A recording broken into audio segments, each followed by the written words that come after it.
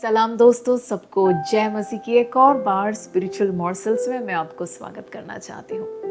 पिछले हफ्ते के एपिसोड में हमने देखा हन्ना के जीवन से कि किस प्रकार हमारे जीवन के प्रॉब्लम्स को जब हम पूरी तरह से परमेश्वर के हाथों में ट्रांसफ़र कर देते हैं तो उसके बाद हमें कैसे उस पर निर्भर होकर निश्चिंत होकर रहना चाहिए।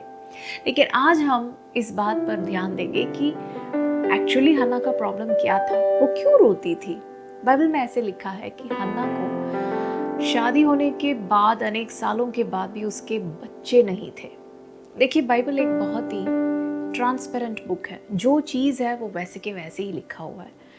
किसी भी चीज़ को छिपा के कुछ नहीं लिखा। देखिए, बाइबल में और भी अनेक स्त्रियों के बारे में हम पढ़ते हैं जिनके बच्चे नहीं थे। पुराने नियम में हम सारा के बारे में पढ़ते हैं। लिखा है कि सारा के बच्चे नहीं थे क्योंकि वो बांझ थी। उसका एक मेडिकल कंडीशन था, उसको एक प्रॉब्लम था। रिबका के बारे में पढ़ते हैं। रिबका के बारे में लिखा है उसके बच्चे नहीं थे क्योंकि वो बांझ थी। राहेल के बारे में लिखा है वो बांझ थी इसलिए उसके बच्चे नहीं थे। नए नियम में एलिशिबा के बारे में हम पढ़ते हैं। वहाँ लिखा है कि उसके कोई संतान नहीं थे क्योंकि वो बांझ थी। देखिए, ये सारी स्त्रियों के बारे में हम एक प्रॉब्लम को देखते हैं। उनके बारे में उनका एक मेडिकल डायग्नोसिस है कि उनके शरीर में प्रॉब्लम है जिसकी वजह से उनके बच्चे नहीं थे। लेकिन हन्ना का केस वैसा नहीं था। मैं इस प्रकार कल्पना करती हूँ कि हन्ना और एल्काना एक बार डॉक्टर के पास गए। डॉक्टर ने सारा स्कैन किया, सब कुछ किया और डॉक्टर उनसे कहते हैं, देखिए मुझे नहीं पता आपका प्रॉब्लम क्या है, क्योंकि जब मैं टेस्ट करके देखता हूँ आपके दोनों के शरीर बिल्कुल परफेक्ट है, कोई मेडिकल कंडीशन है नहीं, तो मुझे नहीं पता क्यों ये आपके साथ हो रहा है। बाइबल में लिखा है क्यों हो रहा है, क्योंकि बाइबल में लिखा इस प्रकार है। पहले शमूएल की पुस्तक पहले अध्याय में, हन्ना के संतान इसलिए नहीं थे क्योंकि परमेश्वर ने उसके कोख को बंद करके रखा था। उसके पीछे परमेश्वर का हाथ था। वो बंद दरवाजा परमेश्वर की ओर से था। मेरे प्रियो, मैं आपसे कुछ पूछना चाहती हूँ। वो विषय जो आपके जीवन में अनेक सालों से जिसके लिए आप प्रार्थना करें, जिस विषय के लिए आप दिन भर रोते हैं, रात भर रोते हैं, परमेश्वर के सामने आप प्रार्थना कर रहे हैं और आपको उत्तर नहीं मिल रहा, क्या उसके पीछे परमेश्वर का हाथ है? क्या उस बंद दरवाजा परमेश्वर की ओर से है?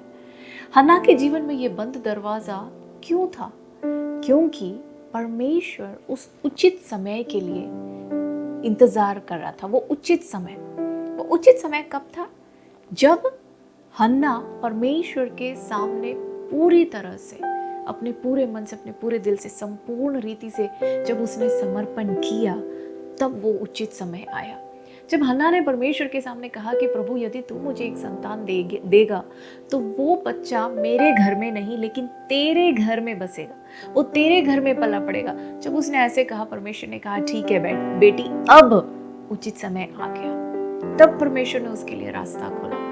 मेरे प्रिय भाई और बहनों, जिस दिन हम ये कहेंगे कि परमेश्वर, यदि तू मुझे बिजनेस देगा, वो बिजनेस तेरे राज्य के महिमा के लिए होगा, मेरे परिवार के लिए नहीं। जब तू मुझे एक नौकरी देगा, वो नौकरी तेरे नाम के महिमा के लिए होगा। जब मेरी पढ़ाई तेरे लिए होगा, जब हम इस प्रकार से समर्पण करेंगे, तो आप देखोगे परमेश्वर का हाथ आपके लिए कैसे प्रभु काम करता है। देखिए, एक बार मैं इस प्रकार सोच रही थी कि परमेश्वर, यदि तूने पहले से निश्चय करके रखा था कि हन्ना के हाथ में ही शमूएल को देना है, तो कुछ साल पहले क्यों नहीं दिया? इतना इंतजार क्यों किया? उसका उत्तर प्रभु ने मुझे दिया। देखिए, यदि शमूएल को परमेश्वर कुछ साल पहले हन्ना के हाथ में दे दिया होता, तो शमूएल हन्ना के घर में उसके पेनिन्ना के बच्चों के साथ एक चड्डी पहनते हुए, खेलते फिरते, पतंग उड़ाते हुए, क्रिकेट खेलते हुए वो बढ़ता। वो कभी भी परमेश्वर के भवन में एक एफोद धारी होकर, परमेश्वर का सेवा करते हुए परमेश्वर के भवन में कभी उसका पालन पोषण कभी नहीं होता। मेरे प्रिय भाई और बहन, हमारे और आपके जीवन में, हमारे जीवन में, मेरे जीवन में, जब हम कुछ विषयों के लिए प्रार्थना करते हैं, हमें उत्तर मिलने में जो देरी होती है ना, वो देरी इसलिए है क्योंकि प्रभु हमारे जीवन में कुछ असाधारण देना चाहता है। साधारण उत्तर नहीं, जो औरों के जीवन में है वैसा नहीं, लेकिन कुछ असाधारण, कुछ अलग, कुछ अलौकिक प्रभु हमारे जीवन में करना चाहता है, जिसके कारण हम हमारे प्रार्थना के उत्तर प्राप्त करने में देरी को महसूस कर रहे हैं। मेरे प्रिय भाई और बहनों, यदि पूरी रीति से समर्पण करते हुए हन्ना की तरह यदि हम प्रार्थना करें और परमेश्वर से कहें, प्रभु जो भी है वो सिर्फ तेरी इच्छा के लिए और तेरे नाम के महिमा के लिए होए, इस प्रकार से यदि हम प्रार्थना करें तो ज़रूर उस बंद दरवाजे को परमेश्वर आपके जीवन में खोलेंगे। परमेश्वर का हाथ आपके लिए काम करते हुए आप अपने नज़रों से देखोगे, अपने जीवन में महसूस करोगे। प्रभु आप सबको आशीष दे। God bless you.